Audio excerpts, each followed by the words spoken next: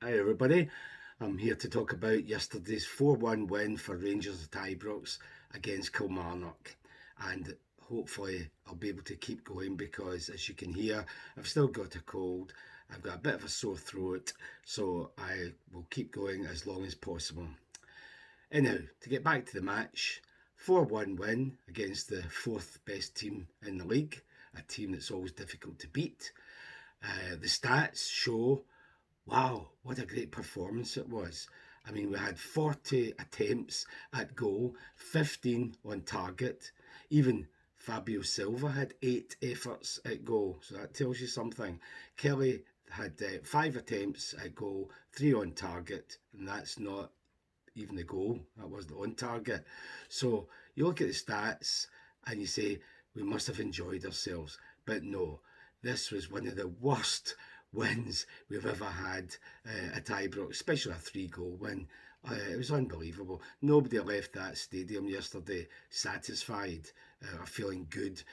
Okay, we'd be pleased that we came from 1-0 down to win 4-1, and it should have been more, but nobody was looking forward to next Sunday's game against Celtic thinking, great, we're back on form, all our star players are performing, so we've got a chance next week against Celtic.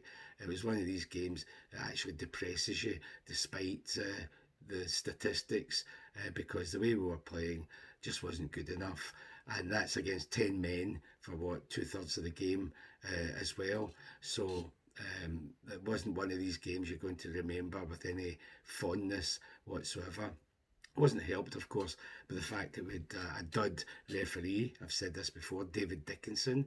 He should stick to his antique show. And the VAR officials were even worse.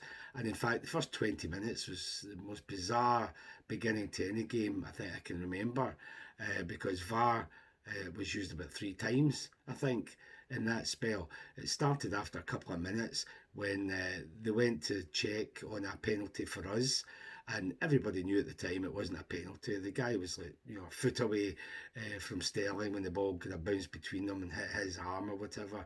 So we knew it wasn't a penalty, and yet it took 2 or 3 minutes for them to decide. And even then, the ref went to the monitor, and everybody thinks, oh, maybe we'll get a penalty after all. But no, David Dickinson, he's never going to be brave and go against what he's actually seeing, despite the fact he's supposedly a Rangers fan. So he correctly denied the penalty, but all that time wasted, it was just ridiculous. And then we had another claim a few minutes later when Drossers, I knew he was offside right away, but he continued. He took about 100 touches to get into the box. But that time he had 3 or 4 defenders all around him, and I thought he just fell over at the end. But TV maybe suggests the guy sliding in might just have caught him, but I put my money on him just falling over his own feet. But anyway, the ball made its way back to Lundstrom. He smashed it into the net. So again, VAR checks, and because Drossers was offside, they didn't need to check for a penalty, and they could score the goal off. So that was another intervention.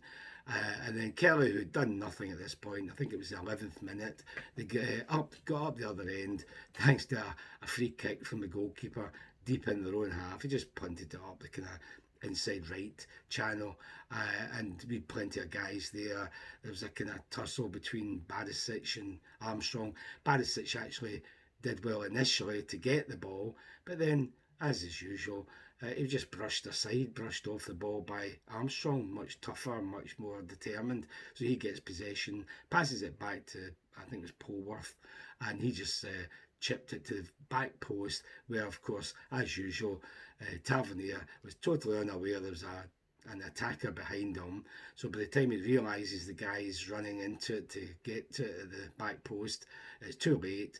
The guy, if he had shot properly with his left foot, Butland was at the near post and he would have saved it.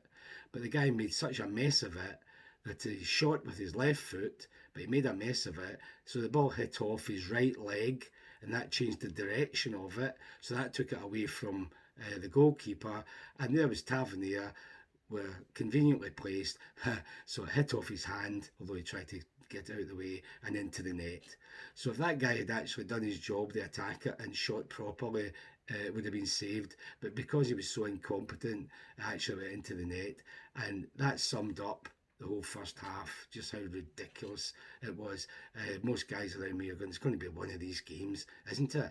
When you lose a goal like that, when the other team's done nothing, you know it's going to be one of these days, and that's what we all feared, but thankfully it turned out not to be in the end.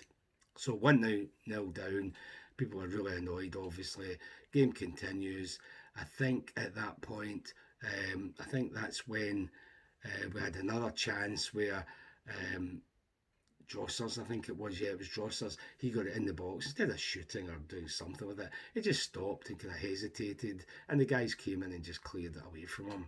And you could hear the crowd actually groaning. I think it was about this point, actually, where Dickinson, the ref, showed just how incompetent he is. Um, it was the middle of their half. Uh, that Diomande and I can't remember the Kelly guy, but the two of them are going for the ball.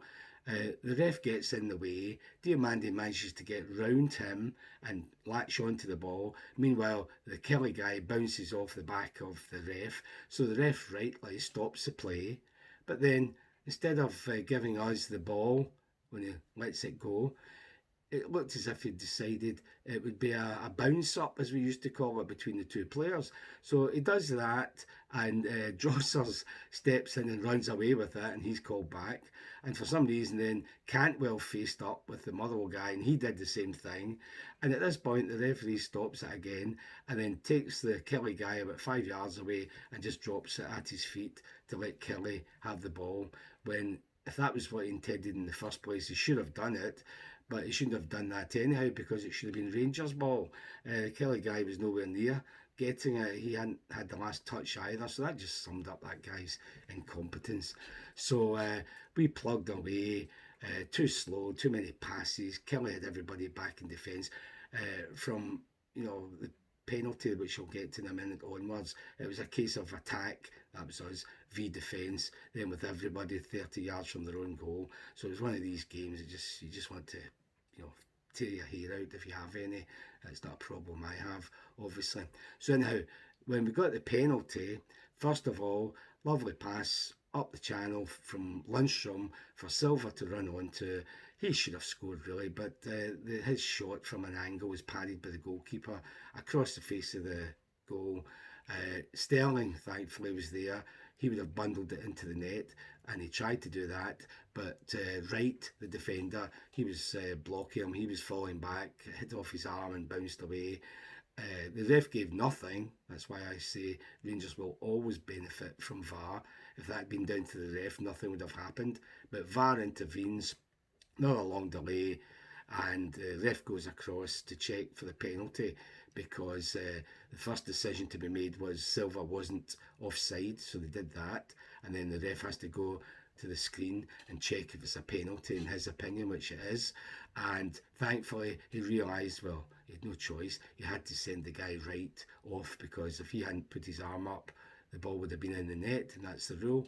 Goal scoring opportunities. So he did the right thing in two cases there. So we think this is it. They're a man down. We'll equalise and we'll go in from here. And of course, Tavernier steps up and misses the penalty. And although I heard in the TV later, commentators say, "Oh, great save," it was a decent save. But when you look at it, especially on TV, Tavernier telegraphed the side he was going to kick it to, the way he ran up, and it wasn't far enough into the corner, so, and it was a nice height, so the goalie did well, but it wasn't a fantastic save. It was a pretty poor penalty, actually. So now we think we're really in trouble, although we're playing 10 men, that gives us hope, but to be 1-0 down was just shocking. And then of course that lasted until the last minute of the 8 extra minutes in the first half, and when we did equalise, nice pass from Sterling out in the right, back to Lundstrom, lovely chip into the box, and for once Silva managed to get ahead of who was it, Mayo, just got ahead of him and just poked the ball into the right hand corner. The goalie didn't have a chance there, so well done Silva. One each at half time makes it a far different game from what it would have been Otherwise, if we'd gone in 1-0 down, you can imagine what the crowd would have been like. So that got us back on an equal footing and looking forward to the second half. Strange in the second half, first thing that happened was we noticed Balogun was off and Ben Davies came on, and he hasn't apparently played a league game since October. And the last game he did take part in was Betis in December. So not ideal to bring on a guy who hasn't played for 5 months practically.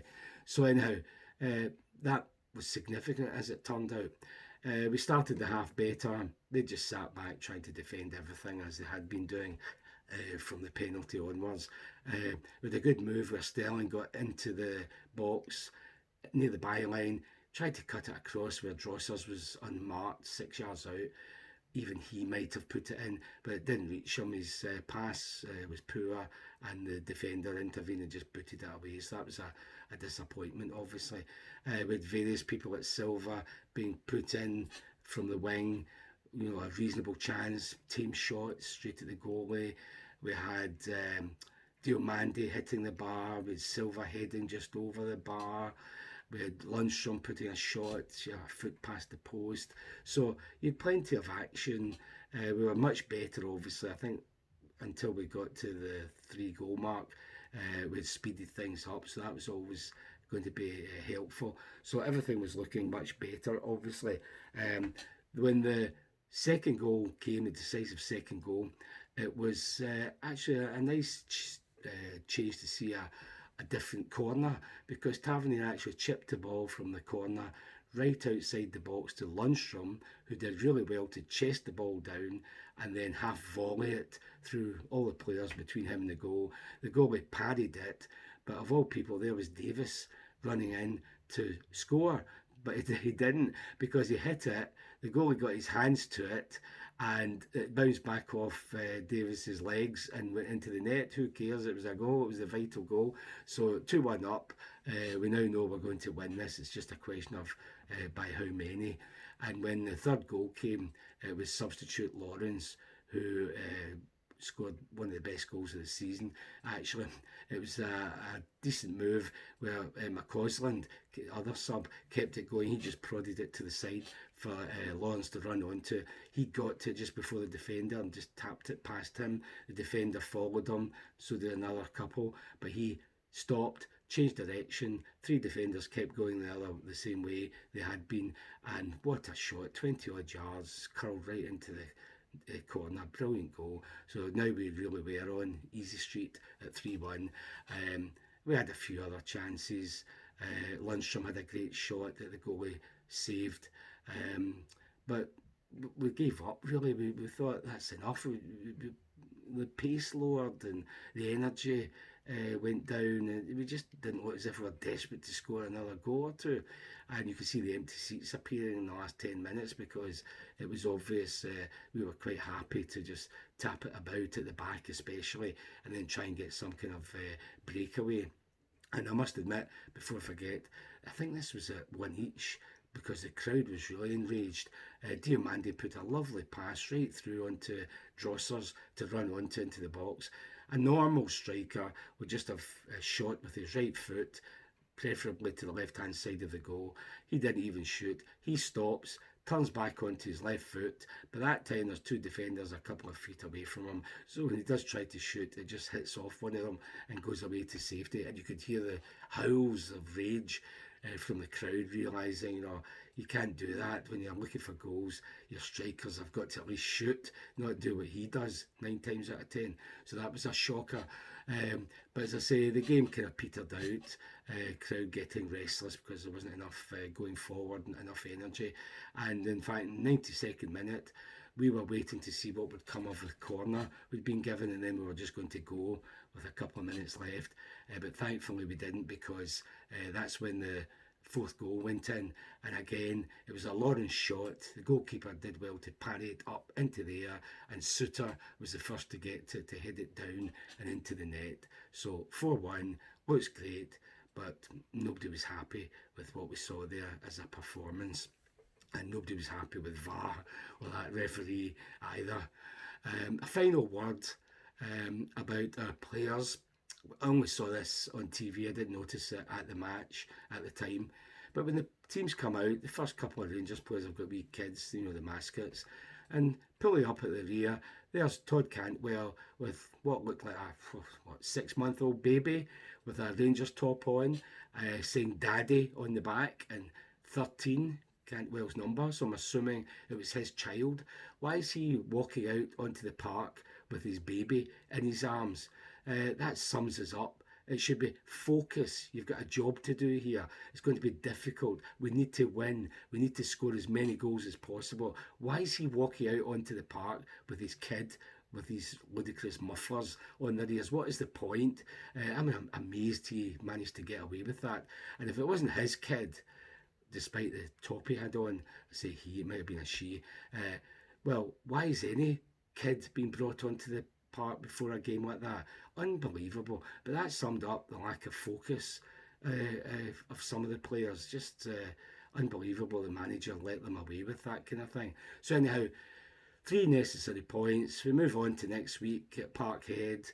We need to win. Even a 1-0 keeps the league hopes alive, but they'll probably beat us in goal difference anyhow.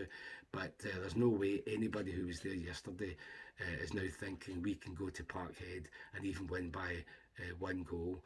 It'll take a miracle. It'll take a Jack Butland fantastic display. It'll take somebody to put the ball in the net, or it might take a penalty to do it, but there's no way we're going to beat Celtic at Parkhead. So let's look forward to the cup final rather than next week's league game, I would say.